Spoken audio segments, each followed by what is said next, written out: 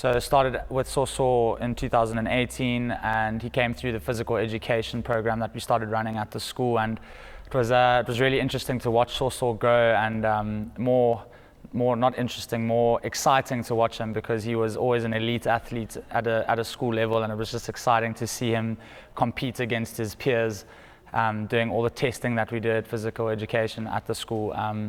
He would dominate in all the aspects of the testing, whether it be the push-up test, whether it be the bleep test or the pull-up test. His physical endurance, his stamina, it's more exciting to watch him.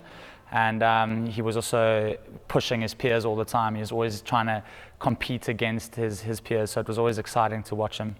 And then obviously that's during physical education, and then as a coach as well, coming through, watching him at rugby grow from year to year. I think he started with Andrew Saunders in under 10, and already then we all had our eyes on him as a good player to look out for, not just as a rugby player but as a sportsman at the school. So it was really exciting to watch him grow from under 10, going through the ranks again, like I said, with our eyes on him as a good player.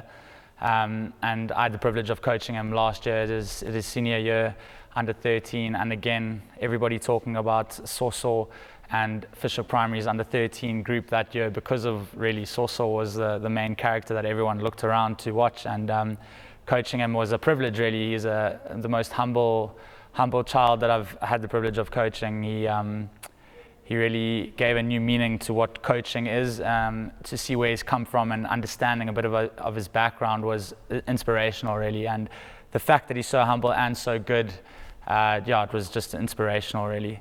And then also had the privilege of going through with him to the Western Province trials and seeing him through that process as well, which was also very exciting.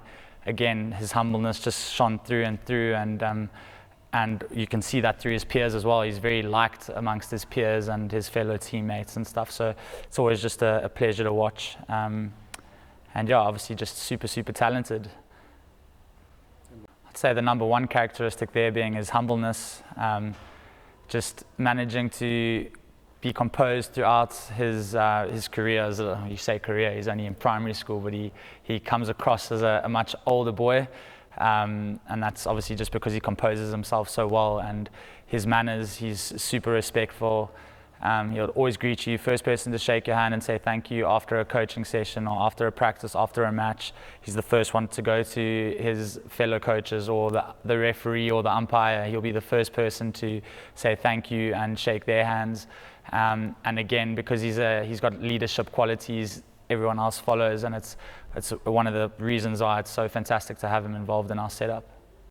Sure. I'd love to see Soso go to Wynberg Boys. I came from that school myself. I was there for a year in 2008 and played rugby there myself. And I've had a good amount of my friends that have come through Wynberg Rugby and that are playing professional rugby at the moment. Some Rion O'Neill playing for the Zimbabwean 7 setup at the moment, who's a good friend of mine, and he's only ever got good things to say about the school and how well they've done. So to see Soso go to Wynberg and see him go through those processes would be amazing, and I know for a fact that Wynberg will push him in the right direction as well. Definitely give him the right platform to excel.